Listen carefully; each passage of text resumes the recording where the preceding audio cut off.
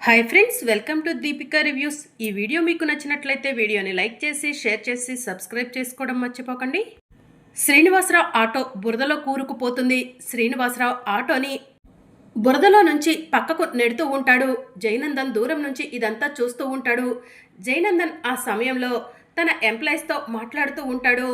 అయ్యయ్యో, మామయ్య గారి ఆటో అని జయనందన్ మనసులో అనుకొని వెంటనే పరిగెత్తుకుంటూ శ్రీనివాసరావు దగ్గరకు వస్తాడు. మావయ్య, మీరు ఆటోలో కూర్చోండి, నేను ఆటోని బురదలో నుంచి బయటకు తోస్తాను, ఆటో స్టార్ట్ చేయండి అని జయనందన్ అంటూ ఉంటాడు. ఏం అవసరం లేదు అని శ్రీనివాసరావు అంటూ ఉంటాడు. పర్వాలేదు మోయ, కూర్చోండి అని జయనందన్ బలవంతంగా శ్రీనివాసరావుని ఆటోలో కూర్చోబెట్టి గుంటలో కూరుకుపోయిన ఆటోని నెడుతూ ఉంటాడు. ఆ సమయంలో బురదంతా కూడా వచ్చి జయనందన్ షర్ట్ మీద పడుతుంది. ఇక శ్రీనివాసరావు ఆటో బురదలో నుంచి బయటకు రాగానే ఆటో దిగి జయనందన్కి థ్యాంక్స్ చెప్పబోతూ ఉండగా జయనందన్ షర్ట్ మీద పడ్డ బురద చూసి అయ్యయ్యో, షర్ట్ అంతా పాడైపోయింది కదా అని చెప్పి అంటూ ఉంటాడు. పర్వాలేదులేండి మోయ, నేను వాష్ చేయించుకుంటాను అని జయనందన్ అంటూ ఉంటాడు. నాకు సహాయం చేసినందుకు థ్యాంక్స్ బాబు అని శ్రీనివాసరావు చెప్తూ ఉంటాడు. మీరు నాకు థ్యాంక్స్ చెప్పడం ఏంటి మోయ, మీరు ఆర్డర్ వేస్తే చేయటానికి రెడీగా ఉన్నాను అని జయనందన్ అంటూ ఉంటాడు. ఇక శ్రీనివాసరావు ఏం మాట్లాడకుండా అక్కడి నుంచి వెళ్ళిపోతాడు. మరోవైపు తులసి హరీష్ గురించి ఆలోచిస్తూ వెళ్తూ ఉంటుంది. అన్నయ్య వెనుక జరుగుతున్న కుట్ర ఏమై ఉంటుంది, అసలు అన్నయ్యను పోలీసులు ఎక్కడ ఉంచుంటారు, అన్నయ్యకు పోలీసులు డబ్బులు ఇవ్వటం ఏంటి అని తులసి ఆలోచిస్తూ రోడ్డు మీద నడుచుకుంటూ వెళ్తూ ఉంటుంది. తులసిని దూరం నుంచి కనిష్క చూస్తుంది. వసే తులసి, ఒంటరిగా ఎప్పుడు దొరుకుతావా అని చూశానే, కరెక్ట్గా దొరికావు అని కనిష్క మనసులో అనుకొని వెంటనే తన మనుషులకు ఫోన్ చేస్తుంది. ఏంటి మేడం ఇలా ఫోన్ చేశారు అని రౌడీలు కనిష్కను అడుగుతూ ఉంటారు. రే, ఎక్కడ చచ్చారా, త్వరగా నేను చెప్పిన లొకేషన్కి వచ్చేయండి అని చెప్పి కనిష్క చెప్తూ ఉంటుంది. సరే మేడం, ఇప్పుడే వస్తున్నాము అని రౌడీలు చెప్తూ ఉంటారు. ఇక రౌడీలు కనిష్క చెప్పిన లొకేషన్కి వస్తారు. మేడం, మాతో ఏదైనా పని పడిందా ఏంటి అని రౌడీలు కనిష్కను అడుగుతూ ఉంటారు. అవునరా, పనే పడింది, అదిగో రోడ్డు మీద నడుచుకుంటూ వెళ్తుందే, దాన్ని కిడ్నాప్ చేయాలి అని చెప్పి కనిష్క చెప్తూ ఉంటుంది. ఓస్, ఇదెంత పని మేడం, వెంటనే కిడ్నాప్ చేస్తాం, కానీ మాకు ముందు చెప్పుంటే వెహికల్ రెడీ చేసుకునే వాళ్ళం, వెహికల్ లేదు కదా మేడం అని రౌడీలు చెప్తూ ఉంటారు. వెహికల్ నేను తీసుకొని వస్తాను, మీరు ఆ తులసిని కిడ్నాప్ చేయండి అని చెప్పి కనిష్క చెప్తూ ఉంటుంది. సరే మేడం అని రౌడీలు వెళ్తూ ఉంటే ఆ తులసి చాలా తెలివిగలది, తప్పించుకునే ప్రయత్నం చేస్తుంది, ఎట్టి పరిస్థితిలో అది తప్పించుకోకూడదు అని కనిష్క చెప్తూ ఉంటే సరే మేడం, వెహికల్ తీసుకొని మీరు వెనక రండి, ఈలోగా మేము వెనక నుంచి ఎవరు కిడ్నాప్ చేశారో కూడా అర్థం కాకుండా దాన్ని కిడ్నాప్ చేస్తాము అని రౌడీలు చెప్తూ ఉంటారు. సరేరా అని చెప్పి కనిష్క అంటుంది. ఇక రౌడీలు తులసి రోడ్డు మీద నడుచుకుంటూ వెళ్తూ ఉంటే వెనుక నుంచి తులసి నోటిని గట్టిగా మూసేస్తారు. ఇక తులసి రౌడీల నుంచి తప్పించుకునే ప్రయత్నం చేస్తూ ఉంటే రౌడీలు తులసి చేతుల్ని గట్టిగా పట్టుకుంటారు. ఎవరా మీరు, వదలండి అని తులసి అరవబోతూ ఉంటే ఇక రౌడీలు తులసి నోటిని మూసేసి తులసిని కారు ఎక్కిస్తారు. కారు ఎక్కించగానే కనిష్కను చూసిన తులసి, ఏ కనిష్క, ఇదంతా నీ ప్లానా అని చెప్పి అడుగుతూ ఉంటుంది. అవునే తులసి, నిన్ను ఎన్నో రోజులుగా దెబ్బ కొట్టాలనుకుంటున్నాను, కానీ కుదరట్లేదు, ఇప్పుడు కరెక్ట్గా దొరికావే, నిన్ను చంపేసి సిద్ధుని పెళ్లి చేసుకుంటాను అని కనిష్క చెప్తూ ఉంటుంది. నువ్వు కన్న కళ్ళు ఎప్పటికీ నెరవేరనివ్వను కనిష్క అని తులసి అంటూ ఉంటుంది. రే, ఇది తెలివిగలదని చెప్పాను కదా, దాన్ని గట్టిగా పట్టుకొండ్రా, లేకపోతే ఇది మనందరినీ కొట్టి పారిపోతుంది అని కనిష్క చెప్తూ ఉంటుంది. రే, వదలండి రా, వదలండి అని తులసి అంటూ ఉంటుంది. ఇక అప్పుడే జయనందన్ షాప్లో నుంచి బయటకు వస్తూ ఉంటాడు. తులసి జయనందన్ని చూసి జై గారు అని చెప్పి గట్టిగా పిలుస్తుంది. అదేంటి తులసి గారు వాయిస్లో ఉంది, ఎవరో తులసి గారిని బంధించి తీసుకెళ్తున్నారే అని జయనందన్ మనసులో అనుకొని పరిగెత్తబోతూ చా, పరిగెడితే వాళ్ళని నేను చేస్ చేయలేవను, వాళ్ళు కారులో స్పీడ్గా వెళ్తున్నారు, నా దగ్గర వెహికల్ కూడా లేదే, వెహికల్ దూరంగా పార్కింగ్లో పెట్టొచ్చానే, ఈ విషయం వెంటనే సిద్ధు గారికి జానుకి చెప్పాలి అని జయనందన్ మనసులో అనుకుంటాడు. ఇక కంగారు పడుతూ జయనందన్ ఇంటికి వెళ్తాడు. జాను, జాను అని పిలుస్తూ ఉంటే జాను బయటికి వచ్చి ఎందుకు అలా అరుస్తున్నావు అని చెప్పి జయనందన్ని అడుగుతూ ఉంటుంది. జాను, తులసి గారిని వాళ్ళ ఇంట్లో ఉంటుందే కనిష్క కిడ్నాప్ చేసింది, తులసి గారిని తీసుకెళ్తుంటే తులసి గారు హెల్ప్ చేయమని అరిచారు కూడా, కానీ నా చేతిలో వెహికల్ లేదు ఆ సమయంలో అని చెప్పి జయనందన్ చెప్తూ ఉంటాడు. ఏంటి అక్కను కిడ్నాప్ చేశారా అని జాను అంటూ ఉంటుంది. అవును జాను అని జయనందన్ అంటూ ఉంటే, ఇది నీ ప్లాన్ కాదు కదా అని జాను అంటూ ఉంటుంది. అయ్యో జాను, నా ప్లాన్ అయితే నీకెందుకు చెప్తాను, నిజంగానే తులసి గారిని వాళ్ళ ఇంట్లో ఉండే కనిష్క కిడ్నాప్ చేసి తీసుకెళ్తుంది, నేను చూశాను అని జయనందన్ చెప్తూ ఉంటాడు. అమ్మ జాను, ఎందుకైనా మంచిది ఒకసారి అల్లుడి గారికి ఫోన్ చేయమ్మా అని శ్రీనివాసరావు చెప్తూ ఉంటాడు. ఇక దాంతో జాను సిద్ధుకి ఫోన్ చేస్తుంది. సిద్ధు ఫోన్ లిఫ్ట్ చేసి, ఏంటి జాను ఇలా ఫోన్ చేశావు అని చెప్పి అడుగుతూ ఉంటాడు. బావగారు అక్క ఇంట్లో ఉందా అని చెప్పి జాను అడుగుతూ ఉంటుంది.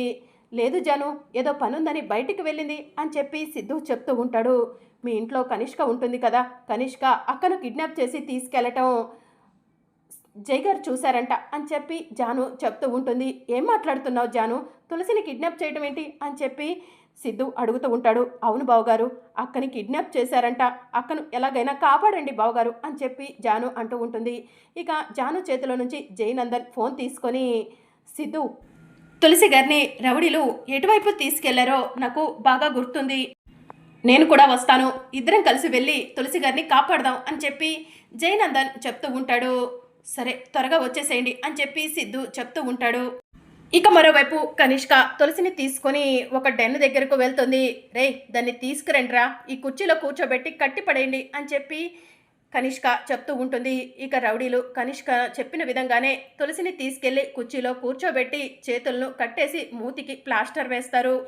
నేను అన్నయ్య ఎక్కడ ఉన్నాడో తెలుసుకోవటం కోసం ప్రయత్నం చేస్తుంటే ఈ కనిష్క నన్ను కిడ్నాప్ చేసింది, నా గురించి ఆయనకు ఎలా తెలుస్తుంది, నన్ను కనిష్క కిడ్నాప్ చేసిందన్న ఇన్ఫర్మేషన్ ఆయనకు తెలియాలి, అప్పుడే నన్ను సేవ్ చేయగలరు అని చెప్పి తులసి ఆలోచిస్తూ ఉంటుంది. ఇందాక జై గారిని పిలిచాను, జై గారు నన్ను చూసుంటారా, చూసుంటే ఈ పాటికే నన్ను ఫాలో అవుతూ రావాలే, రాలేదంటే జై గారు నన్ను చూసి ఉండరు అని చెప్పి తులసి మనసులో అనుకుంటూ ఉంటుంది. ఇక మరోవైపు కనిష్క, రే ఆ కత్తి ఇలా ఇవ్వండిరా అని చెప్పి రౌడీలను అడుగుతూ ఉంటుంది. ఇక రౌడీలు కత్తిని తీసుకొచ్చి కనిష్కకి ఇస్తారు. కనిష్క కత్తి తీసుకొని తులసి దగ్గరకు వెళ్ళి, ఓసే తులసి, నా స్థానంలోకి నువ్వొచ్చావు కదవే, నువ్వనే దానివి లేకుండా ఉండుంటే కనుక ఈ పాటికే సిద్ధుని పెళ్లి చేసుకొని సిద్ధుతో ఒక 6 మంది పిల్లల్ని కూడా కనేసేదాన్నే అని చెప్పి కనిష్క చెప్తూ ఉంటుంది. ఏ కనిష్క, ఏం చేస్తున్నావు నువ్వు, నీకు పిచ్చి పట్టిందా అని చెప్పి తులసి అంటూ ఉంటుంది. ఇక మరోవైపు జయనందన్ సిద్ధు ఇద్దరు కలిసి తులసిని వెతుక్కుంటూ వస్తూ ఉంటారు. ఇంకా కనిష్క ఇటే తీసుకెళ్ళిందా జై గారు అని చెప్పి సిద్ధు అడుగుతూ ఉంటాడు. అవును ఇటే తీసుకెళ్ళింది, నేను చూశాను అని జయనందన్ చెప్తూ ఉంటాడు. ఇటువైపు ఊరి చివరన పాడుబడ్డ బిల్డింగ్లున్నాయి, అక్కడేమైనా దాచిపెట్టుంటుందా అని చెప్పి సిద్ధు అంటూ ఉంటాడు. ఏమో తెలియదు సిద్ధు గారు, తులసి గారి దగ్గర ఫోన్ ఉంటుంది కదా, ఫోన్ నెంబర్ని ట్రేస్ చేస్తే తులసి గారు ఎక్కడున్నారో తెలుసుకోవచ్చు కదా అని చెప్పి జయనందన్ చెప్తూ ఉంటే, భలే కరెక్ట్గా చెప్పారు, ఈ టెన్షన్లో నాకు అసలు ఆ ఆలోచనే రాలేదు, మీకు తెలిసిన వాళ్ళతో ట్రేస్ చేపిస్తారా జై గారు అని చెప్పి సిద్ధు అడుగుతూ ఉంటాడు. దాంతో సరే నెంబర్ వెంటనే తెలిసిన వాళ్ళకు పంపిస్తాను, తులసి గారి ఆచూకీ తెలుసుకుంటాను అని జయనందన్ చెప్తూ ఉంటాడు. ఇక తులసి నంబర్ ట్రేస్ చేసి లొకేషన్ పంపించగానే సిద్ధు జయనందన్ ఇద్దరు కలిసి తులసిని వెతుక్కుంటూ వెళ్తూ ఉంటారు. ఇక కనిష్క కత్తి తీసుకొని, ఒసే తులసి, ఎంతో సంతోషంగా ఉండాల్సిన నా జీవితంలోకి నువ్వు వచ్చావే, నా జీవితానికి సంతోషం అనేదే లేకుండా పోయింది, నా పేరెంట్స్కి ఒక్కగానొక్క కూతుర్ని నేను అడిగిందల్లా ఇచ్చారు, కానీ సిద్ధును కోరుకుంటే నాకు సిద్ధుని తెచ్చి ఇవ్వలేకపోయారు, దానికి కారణం సిద్ధు మనసులో నువ్వు ఉండటం, సిద్ధు మనసులో నుంచి సిద్ధు జీవితంలో నుంచి శాశ్వతంగా నిన్ను పంపించేస్తానే, నిన్ను ఎప్పుడెప్పుడు ఆ ఇంటి నుంచి బయటకు పంపిద్దామా అంటే కడుపుతో ఉన్నానని చెప్పి ఆ ఇంటికి శాశ్వతంగా దగ్గరైపోయావు, ఆ ఇంటికి సిద్ధుకి శాశ్వతంగా దూరం అయిపోవే, చావే చావు అని కనిష్క కత్తి తీసుకొని తులసి కడుపులో పొడవబోతూ ఉండగా సిద్ధు వచ్చి కనిష్క చేతిని గట్టిగా పట్టుకుంటాడు. ఇదేంటి సిద్ధుకి ఎలా తెలిసిపోయింది అని చెప్పి కనిష్క ఆలోచిస్తూ ఉంటుంది. ఏంటి కనిష్క, విషయం నాకెలా తెలిసింది అనుకుంటున్నావా, తులసి దగ్గర ఫోన్ ఉంది, ఫోన్ని ట్రేస్ చేస్తే తులసి ఎక్కడ ఉందో తెలిసిపోయింది అని చెప్పి సిద్ధు చెప్తూ ఉంటాడు. తులసి నీకు ఏ అపాయం చేసింది కనిష్క, ఎందుకు తులసిని చంపాలనుకున్నావు అని సిద్ధు అడుగుతూ ఉంటే, నేను ఉండాల్సిన స్థానంలో ఆ తులసి ఉంది. నేను తట్టుకోలేకపోతున్నాను సిద్ధు. నిన్ను ప్రాణం కంటే ఎక్కువగా ప్రేమించాను. అలాంటి నిన్ను నేను దూరం చేసుకోవాల్సి వచ్చింది. దానికి కారణం ఈ తులసి. ఈ తులసి అనేది లేకపోతే నీ జీవితంలో నేనుంటాను కదా. అందుకే ఈ తులసిని చంపాలనుకున్నాను. వదులు సిద్ధు, వదులు. ఇప్పుడే ఆ తులసిని చంపేస్తాను అని కనిష్క అంటూ ఉంటే, తులసిని కాదు చంపాల్సింది నిన్ను అని చెప్పి సిద్ధు అంటూ ఉంటాడు. సిద్ధు అని కనిష్క అంటూ ఉంటే, అవును, నా భార్యను చంపాలంటావా నా కళ్ళ ముందు? అందుకే నిన్నే చంపేస్తాను అని సిద్ధు అంటూ ఉంటే, ఏమండి వద్దండి, ఇలాంటి దుర్మార్గురాల్ని చంపి మీరు జైలు పాలవ్వటం నాకు ఇష్టం లేదండి. ఈ కనిష్క చేసిన పనికి కనిష్కను పోలీసులకు అప్పచెప్దామండి అని తులసి చెప్తూ ఉంటుంది. మరి అప్కమింగ్ ఎపిసోడ్లో ఏం జరగనుందో తెలుసుకోవాలనుకుంటున్నారా? అయితే ఛానల్ను సబ్స్క్రైబ్ చేసుకొని సపోర్ట్ చేయడం మర్చిపోకండి. Thank you for watching.